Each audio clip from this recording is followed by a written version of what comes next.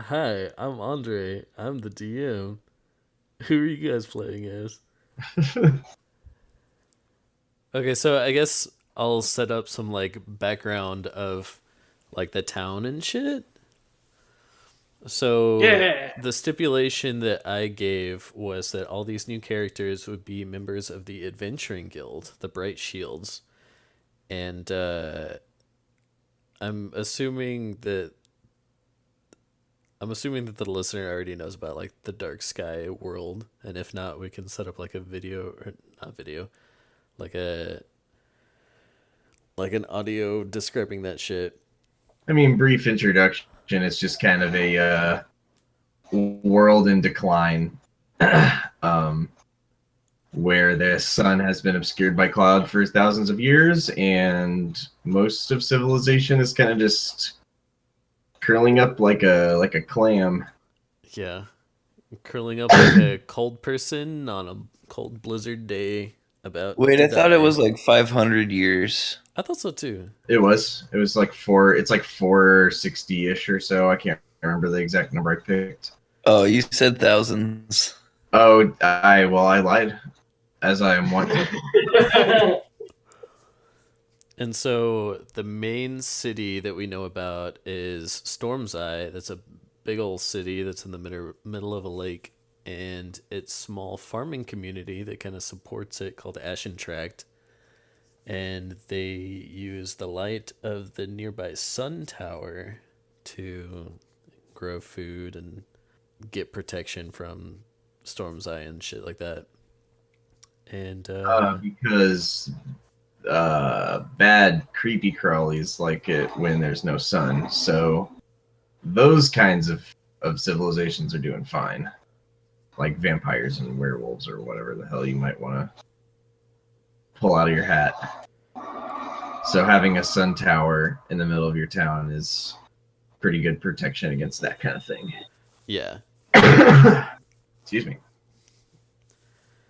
And yeah, so in Ashen Tract, the main party, the Heroes of Storm's Eye, set up an adventurers guild, and that was to kind of like bring the power back to the people, set them up with an infrastructure that would be able to protect them and do little missions and stuff, and so these four characters are members of that adventurers guild. They started out as just like, Lobies. yeah, noobs to the Bright Shield Adventurers Guild. So yeah, introduce yourselves.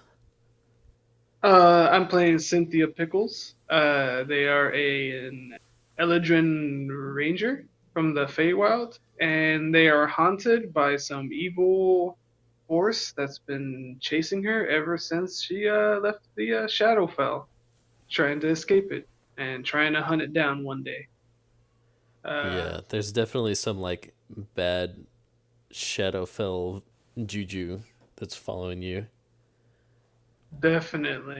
And as of this level, I'm a Horizon Walker now, so I can like mess with portals again.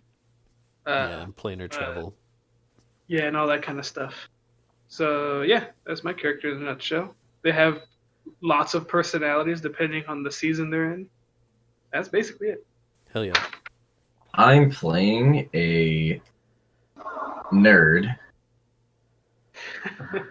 I'm a knowledge cleric that kind of works as a scribe in the Storm's Eye Grand Archives, which is essentially like the their only collection of knowledge to the life of how it was before the sun went missing, essentially.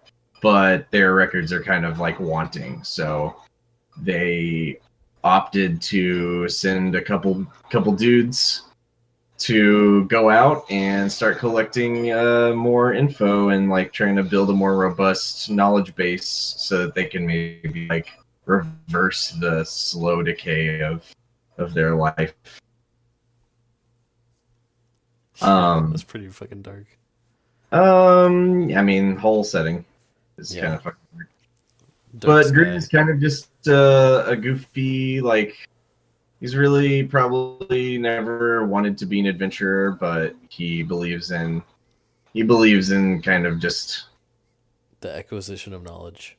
yeah, Kind of deal. more books equals good is kind of his whole deal. He's barely strong enough to wear his armor, but he's wise as fries. He's kind of like unused to being in adventure situations, and he is so far like kind of discovering that he has a kind of Fetish. like a mischievous bent. He's kind of got like a little bit of knowledge for any situation and applies it terribly, and that's what he's all about. Oh, I guess race and class and stuff wise, he's an SMR, so he's got a little bit of divine blood somewhere in his ancestry that gives him special powers. And then he's a cleric, so he's got magic spells. Nice. And that is all for me. Nice. Alright, so I'm playing Surudoi Tunki. He is a fighter samurai dwarf. He comes from a small island kingdom in the east. Wink, wink. He is sort of one of the last scions of a once mighty and proud house that still is very prideful, but since the world has gone dark, is not in the shape that it used to be. Tonki is a pretty simple guy. He wants to bring honor to his house, and he wants to fight in great battles. He loves to fight. He's very hot-headed and straightforward. You know, the best solution is the simplest for him, and that usually involves just defeating his enemies, whatever stands in his way. He also has 2 retainers.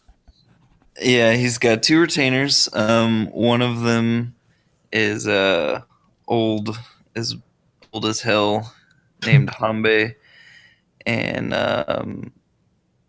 another one that is A in young, right? his early adolescence, named Sanshiro, who really wants to become a fighter of his own one day, but doesn't yet have the skills.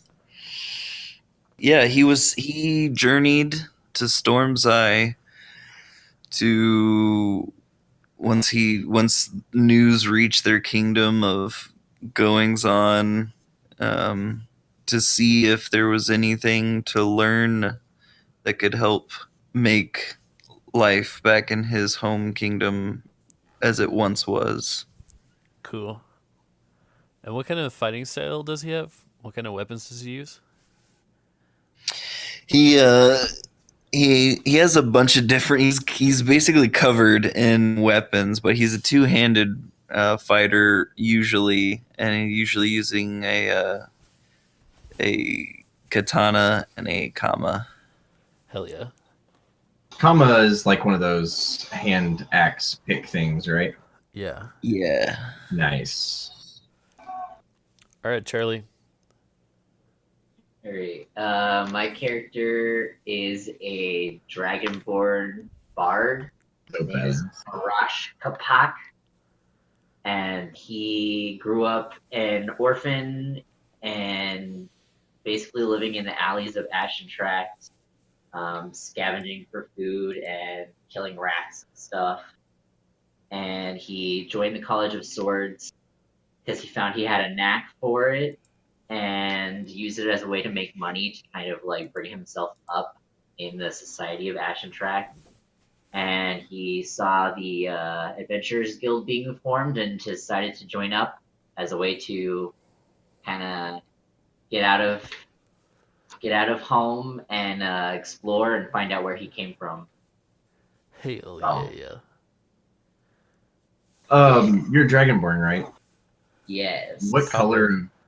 Copper? I'm a copper Yeah. dragon. Yeah, Did I miss that? copper. No, I don't think that he said anything about it, but I had a conversation with him pretty recently. Yeah. So the campaign started with the wizard Zool, who was a drow wizard played by Marshall back in the day before he had to drop out. He ended up taking over the dealings of the guild and kind of being like the guild master, mission giver kind of dude.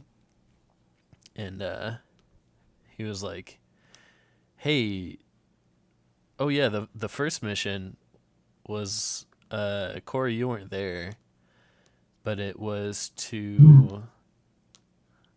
actually by the like captain of the guard in Ashen Tract. They were like, "Hey, the barbarians here are getting way too fucking rowdy, so you guys need to go. This is a noise complaint. Go solve this shit. Make them be quiet." And sent you off to the barbarian refugee camp that's just outside the walls of Ashen Tract. And you guys found the chieflet, the What? the child of the late chief Oh yeah. of the Oh yeah. Yeah. He's like sick in bed and dying or whatever. yeah. Yeah. Of the Maga. Maga. Yeah, which the Maga turned out to be the Orcish word for curse or pestilence, Yeah. sickness kind of deal. From the From the The witch. Pikunak, which was the Orcish word for bug friend. Bug friend. I did. Oh. Because every like Orcish community has that one fucking guy that likes bugs a lot and uses them in rituals and just does like gross magic. I didn't know this about orc friend circles. Yeah. Well, being that what was that tribe called again? Well, the Watchers in the Hills. Yes, the Hill- Watchers the in the Hill Hills. Watch. Since they were out in the Savage Lands for so long, they kind of like had barbarian culture rubbed off on them, so they kind of like speak a little bit of Orcish. They dress Little bit in giant problem. hides, and their tents are made out of bones and skin and shit. Bones and skin and shit. Gotta be frugal. Cool.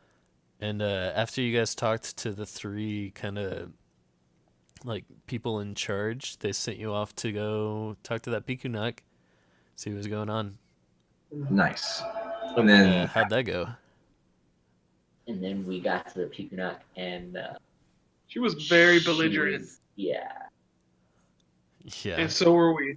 Yeah. She was talking crazy lady talk at me, and Yeah, so she I was. kicked their fucking potion over. Yeah.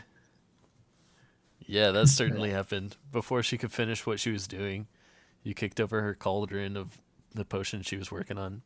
dude, I didn't know that that's who that lady was. Yeah, dude.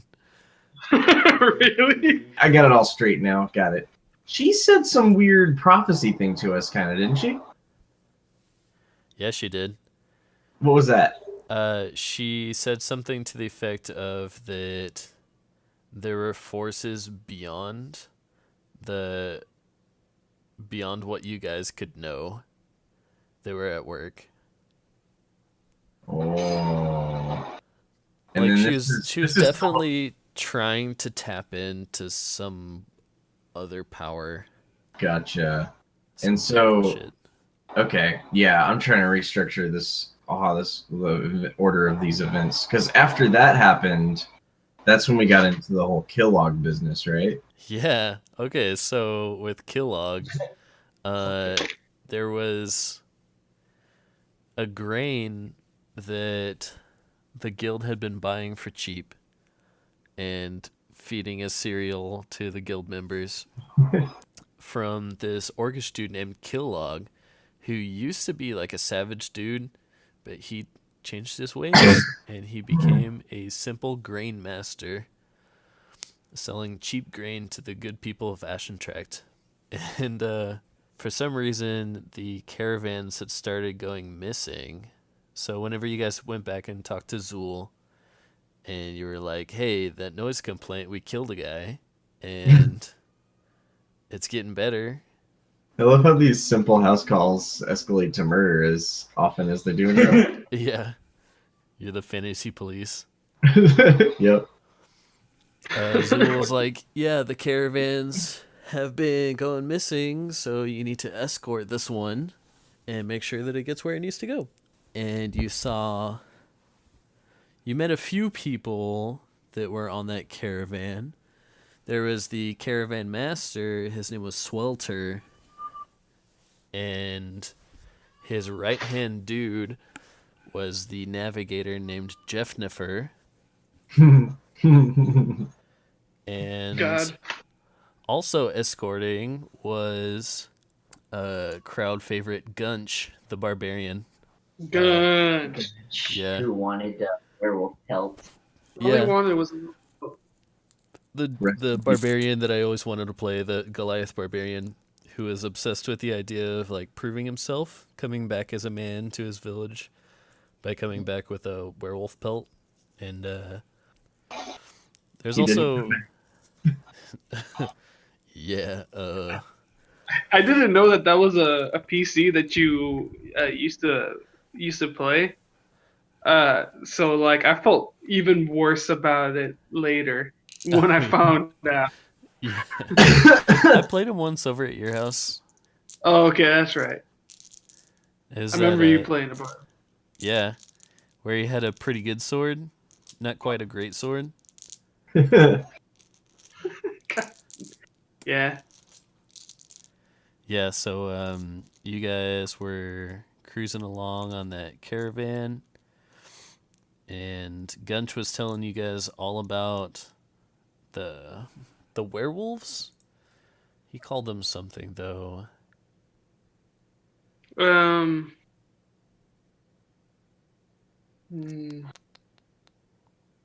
Furries. But yeah, he Hyena was people? like, "Hey, there's furries. I'm gonna kill a furry.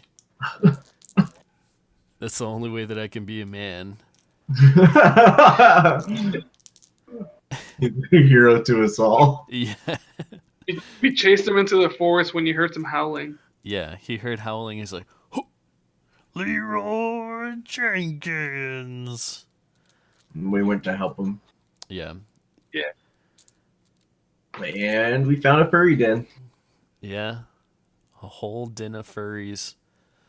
And the leader one looked like whenever Lupin turned into a wolf guy on Harry Potter 3. Yeah. And yeah, you guys murdered him.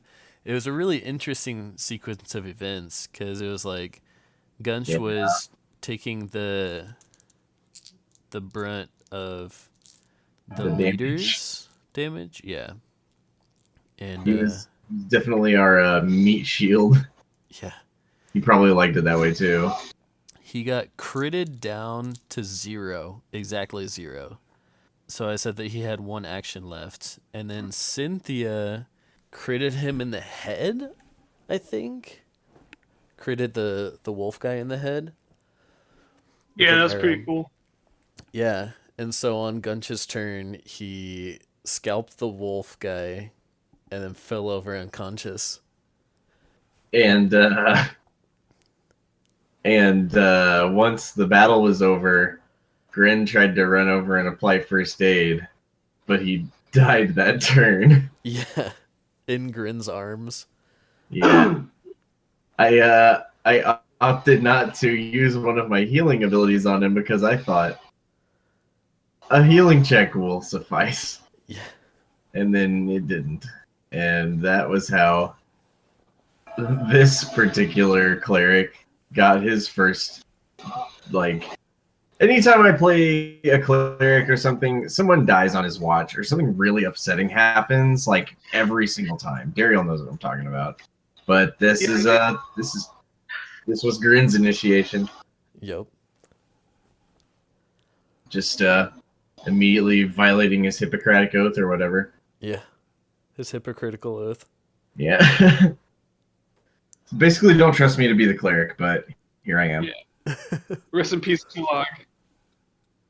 Could have lived. Fuck Kellogg, but rest in peace. Did you see the boy who lived? Oh no, yeah, my bad. Rest in peace, Gunch. Fuck Kellogg. Yeah. So then, whenever you guys got back to the caravan, the caravan was gone. And then Tonki was pretty freaked out about that. Well, yeah, because your retainers were gone. Yeah, you wouldn't have known it to look at him, but he was felt real bad because he's responsible for them there boys. Yeah. Oh. Oh. For his, like, subjects, kind of. Oh yeah, but we killed Kellogg because when we got back, it turns out that when we got back from killing the furries, we found the caravan was missing. Yeah. And upon further investigation, it's because Kellogg was hiring people to steal his grain back to sell it cheap. Yeah. So you guys tracked the caravan over to the river and found Kellogg and a couple other people. So all of the members of the caravan, except for Jeffnifer, were tied up in the ship, about to be shipped off to God knows where. And there was a noble-looking dude, a ranger, Jeffnifer, and Kellogg. And Kellogg was like, Jeffnifer, I thought you said they were dead. And he was like, I thought they were dead. And then they were dead. Cynthia was shooting at Jeffnifer. Jeffnifer got fucking blasted and then jumped into the water and went under and never to be seen again. And Cynthia retrieved the noble's body and got a signet ring from that body. Of a royal house. Yeah. In Storm's Eye. Well, not royal per se, but a noble house. Yeah. Yeah. And so Swelter was like, yeah, fuck those guys. Fuck Jeffnifer. I thought he was my friend. You guys went to go finish your job and deliver the grain to Storm's Eye and buy some fish tea and level up. Taki was super into that fish tea. He dreams about it. Hell yeah. Why? Why is he like this? They eat a lot of fish where he's from, man. He never thought about drinking it before, though. Yeah, there's a good reason he didn't. Dude, it's got fucking brain vitamins. Yeah. Oh, He's got a strange palate, and he likes it. You don't even know what it tastes like. It's good not for real. you. You're right. I don't know why I'm judging fish tea. Yeah, so that's when you guys got to level 3. And next morning, you guys headed back. Swelter is now a ship captain because he took over that ship. He was like, yeah, I hate caravans now. I'll be a water caravan guy. What the fuck? I hate caravans now. He just has some PTSD about like traveling on the open plains when there's so much danger around. Yeah, and Zool was like, okay, that's weird that you found that signet ring of the Rotea family, which the Rotea family are a noble house that moved into Ashen Tract after the Heroes of Storm's Eye kind of like reformed it a little bit to kind of like, I don't know, move in on the market because there's some opportunity there. The expanding markets of a newly enlivened Storm's Eye. Yeah. Storm's Eye had some problems, so we murdered Kellogg. Yeah, you murdered the fuck out of Kellogg. And he was like, that's weird that Kellogg was like that. I guess he got away with it because it was kind of a stupid plan, but it was kind of smart because it was so stupid. And But he then was we like- went to go talk to Kellogg's brother, right? No, you went to go talk to, his name was Lurt. And Oh yeah. you played that dice game against him. And he Yeah. lost his money. Yeah, he lost his money hard. This is where Grin's wild side came out because he used his extensive book learning to cheat at dice. Yeah. He the whole time too, he was like, "Man, I'm pretty broke right now, but once my brother gets back from his mission, then I'll have money, so it's all good." And it turns out his brother was that one with the signet ring. Yeah, he was like, my brother's always off doing cool shit. Yeah. He'll be back with lots of money. He's the smart one. I just get put on the dumb missions, but that's okay. But you talked to him about the Rotea family, and hey, is the Rotea family evil as fuck, or are they cool? He was like, why, are you trying to get a job? And you guys are like, yeah, can you bring us to him? And so he did. And he led you to that mansion. It was kind of like a broken down mansion, previously owned by the Stonecut family. Okay. And you met Snee. Yeah, Snee Rotea. And I can't remember exactly how it all escalated, but he tried to poison us. Yeah, that was later, because whenever you were first talking to him, he was like, so you're here for work, are you? And you guys are like, yeah. You got any work? And he's like, yeah, man, you guys seem like some pretty nice guys, so we'll run some background checks and get back to you in 3 to 5 business days. And you guys are like, all right, thanks, bye. And then you went to go talk to the only remaining member of the Stonecut family, Lady Stonecut, who lived above a tavern. Cool. And That's where we found out that Tonki's actually kind of a ladies' man. hell yeah. So she was saying some kind of cryptic shit, wasn't she? Yeah, she was talking about how the Rotea family had come in and kind of pressured her dad for a long time to sell the place, and they finally had to. And then her dad kind of mysteriously died on a fishing trip not too long after that, and that he had told her not to trust them. Yeah. Man, see, That this is sounds- what happens when you fit. Your tea is you got blood on your hands, dude. Who says What? that he was catching fish to make tea? Well, I mean, what other fishermen are there? You tell me. Damn. True. Checkmate. Checkmate. So you guys went back to talk to Snee because he sent for you guys, like almost immediately. And you went back to talk to him, and that's where the fun began. He very overtly was trying to poison us. It was super. Yeah, He he's like, grinned. drink up, guys. Drink your drinks to prosperity. Grin didn't notice and tried. And then Tonky like slapped the drink out of his hand or something. No, he was just like, I grabbed his arm as he was going to drink and just like lowered it. yeah, Like 100% unsubtle. Like it was like the elephant in the room was just everyone. Yeah, he was. poisoned Tonky at was staring at Snee while he did it. yeah. There and was then, no plausible deniability. That's when Snee was like, "So you guys are bright shields, huh?" And then he whipped out his Dong. dong and he started swinging it over his head. Griffin.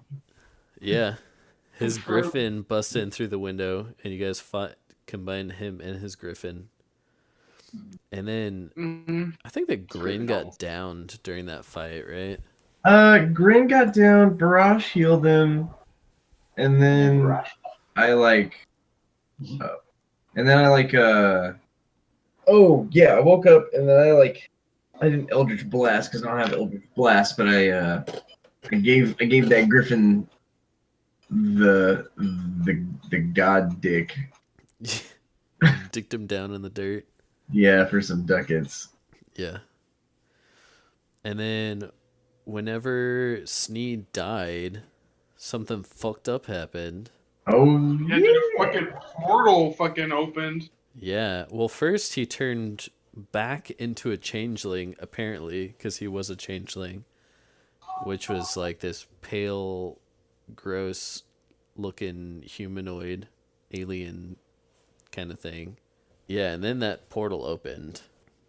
But yeah, okay. So describe the portal and like what we saw, right? Because like Immediately after he changed back into a changeling, there was some thumping on the front of the desk, and splinters started flying out of it, and a ghoul just burst out of the front of the desk, and then grabbed onto Snee's head with one of its kind of like gangly, gross hands, and started trying to pull it back into the portal. right. And then you guys obliterated it before it can do anything. Oh right. For some reason, I thought it just like took the body and left because it was gone so fast. It but tried to. It Yeah, I was tried. trying to real hard, but we killed the hell out of it. Yeah. We killed the. 'Cause that was like after. That's when my bell rang, right? 'Cause I have a Yeah. bell. Yeah, Yeah, when it just started that- thumping on the desk, that's when your bell that doesn't have a ringer started ringing mysteriously. And The portal closed, right? I think yeah, so. yeah. Was the portal like like was it just like kind of under his desk, or was it like in a corridor or something? Like was it in a recess of some kind, or was it just you know what I'm There wasn't anything that was up with the floor, and honestly, it was like a thin panel of wood that it burst through. Okay. So it was kind of like as if they got the portal, they slapped it as a sticker on the back of that panel, and then he burst through the front of the desk. Interesting. Okay, yeah, that was what visually I was a little confused on. Did that rock have to do with the summoning of that thing? No, flips? that was an alarm that he tripped. Gotcha. Okay, I just want to make sure that I thought it was just a regular alarm or a magic Yeah. alarm. Not Yeah, it was a Planes. 911 rock. A 911 rock. Yeah. Oh yeah, and then once everything exploded and we said, "Excuse the fuck out of me," everyone else at the Rotea house was like, "Boss, Yeah. boss, are you okay?" They're like, "Boss? Where's Boss?" And I said, "Don't worry, he's fine," which they believed for about 2 seconds. Yeah. And then they're like, "What is that thing? And where's Boss?" That is not Boss. I tried to, I tried to spare him the ugly truth, but they wanted to know stuff. Yeah. And there is also a sense of uneasiness. I wanted to remind you guys of the sense of uneasiness on the mansion, because there were a lot of people that were just staring at you guys and just standing around not doing anything. And there were other people that were actually working that would glance at you occasionally. That's like super creepy in hindsight. I just thought it was because murder happened. I remember that because Tanki made really hard eye contact with everyone that was staring at us. Oh yeah. And so you guys went back to Zool, and he was like, "You saw what? Holy shit. this is this is this is fucked up. Yeah, so the deal with changelings is that I can't tell who a changeling is because whenever they transform, they literally like biologically transform. It's not an illusion that I can just see through with true sight or something like that. But you know who probably has some insight on this is my friend Artesia. I studied with her in Storm's Eye, and she's an artificer, and she was kind of excommunicated by the fucking university for trying to create artificial life, and she lives off in the west, off in the forest. So you guys should go talk to her. And then we because- did that. Well, you guys got magic items first, right? Oh, we did. So I- what were those? I got a 50-foot rope that's sentient, I think. Yeah. Like it can, and his name is Silky. And also, more importantly, got a really big goat that I could ride named Parsnip. Yeah, yeah.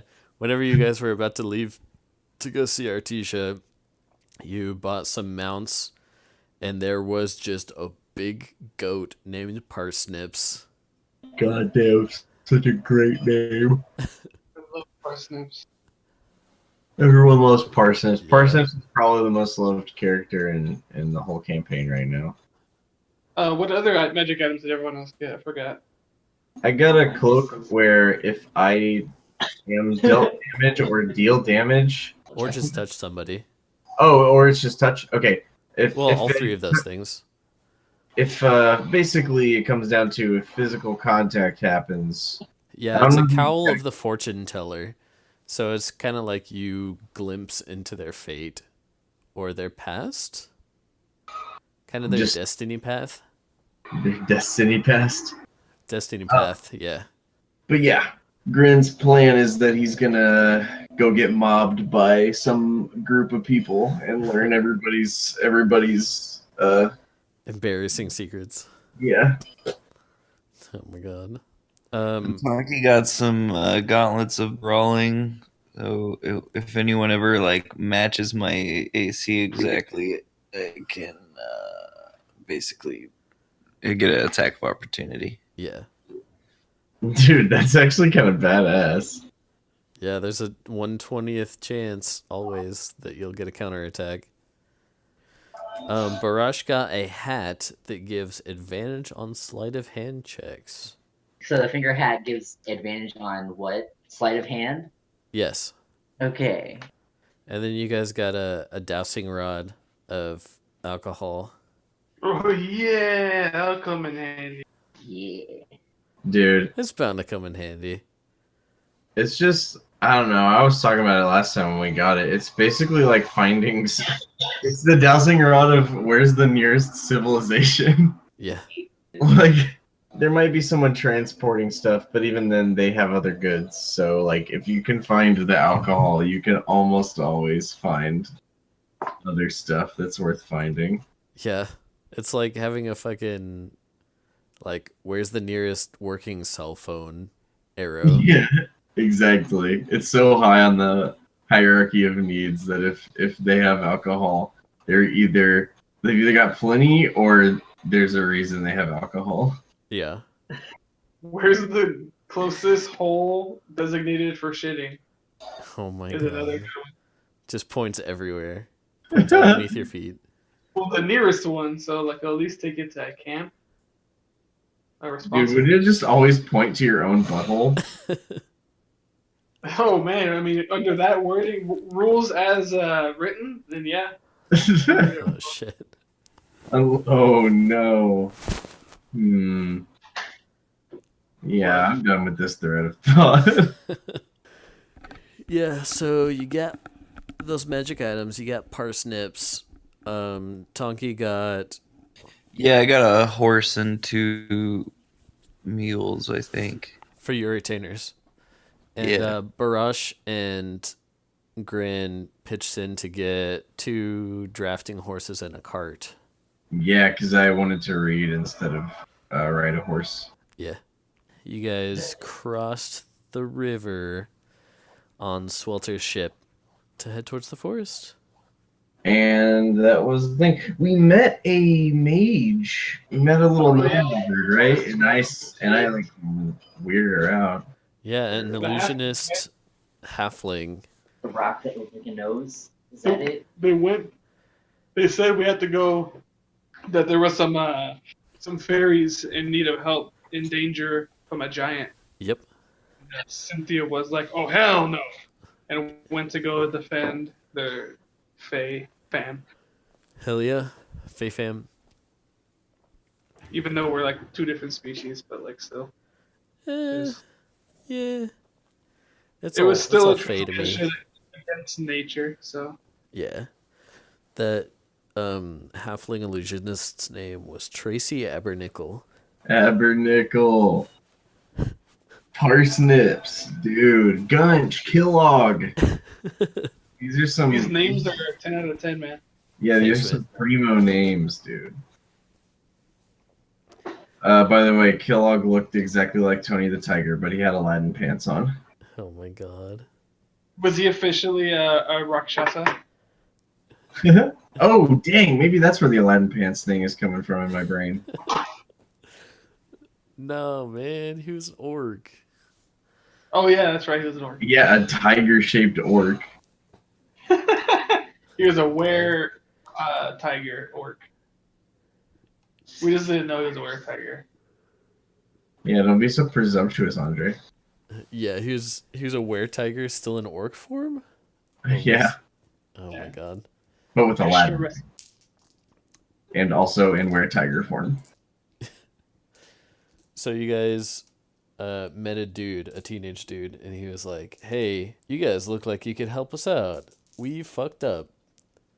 They were like, "Yeah, so this hill giant moved in, and he fended off bad shit that came to attack our village, but demanded food, like demanded sheep and cows and stuff to eat. And we got him some fairies, and he really liked them, but the fairies did not like getting eaten. Weird. Yeah. Go figure. And then we went and helped them kill the hill giant. But I think that if I recall, a lot of those guys died. Yeah, one of them definitely died, and that's not including the one that just got squashed into a red dinner plate. Oh, Oh yeah. dude, so much for hiring adventurers to help. We just literally used them as like meat shields. Yeah. Dude, he rolled max damage. Didn't they leave behind like family and shit? Huh? Do you mean like were they survived, or do you mean did they like abandon their family to the giant? No, like you said, the person that got crushed was either like someone's like a significant other or someone's like parent or something. It was extra Oh. sad. It was just like a teenage romance. Where's my girlfriend kind of thing. Oh, Squashed. yeah. Whatever. Leaf on the wind. Yeah, dude. He didn't matter enough to us to be washed. Yeah, you guys rescued the fairy, and so actually Tracy Abernickel was like, "Yeah, the fairies will grant you a wish if you free them," and then you guys freed them, and then the fairy was like, "Hey, man, I owe you. I'll remember this," and then led you guys back to the little fairy glen. Remember that, Cynthia? And then Yeah. Or Dehern? If that is your real name. It's not, but that's okay. It's been prescribed. So yeah, the fairies led you guys back to that glen and was like, "Hey, we can give you these mushrooms where if you eat them, then you will truly believe that you are speaking with animals. You will truly believe that you can speak with animals." Yeah, I remember that. so I mean, Did we try them out? Because I'm pretty sure they just gave us drugs. Not yet. Then whenever you guys left the little fairy Glen thing, everyone who wasn't Cynthia had to roll a wisdom check to retain those memories of being in that kind of fey place, fey charged place. And I think that Tonky didn't do it. And Yeah, I failed real hard. yeah. And Grin passed, but it was all kind of fuzzy. It was kind of like, oh man, that was a weird daydream that I had. But then And you I had like scribblings in your book. Yeah, I had like sketches and field notes and stuff, and I was like, huh, don't remember writing these. Yeah. Yeah. And then you guys made camp. Dream. And that is where we're at now. We are on our way to the wizard's fortress, tower, abode, out in the middle of the woods. Yep. And we are seeking answers to what in the fucky is a changeling. Yep. Are we gonna skip the ruins then? Because I know we never got to those actually. You have just entered the fucking forest. So if you switch back to Discord, the map is you're right in the middle of the capital A of Lost Agora. Where's the map again? Which chat is it in? It is under serial eaters, which should be serial killers. Yes. We're like right there in Las Agora. Yeah. Gotcha. Right in the A. Yeah. The capital Okay. A. So you guys are right about to get into like the thick of it. Cool. So we're heading to the ruins straight west, right? Yep. And then southwest to Artesia's study from there. Nice. And it's really useful having you in the party because each hex just costs one movement There and there. instead We're of here, two. we're going there, and There. then avoid that camp, and also sweet. We get well rested enough to check out other ruins on the way back. Hmm. Or We're still castle. level 3, right? Still level 3. Yeah. And will we have rested when we start next time? Yes. You're long resting right now. Good chunk. Alright, bye guys. Bye. Bye. Perfect.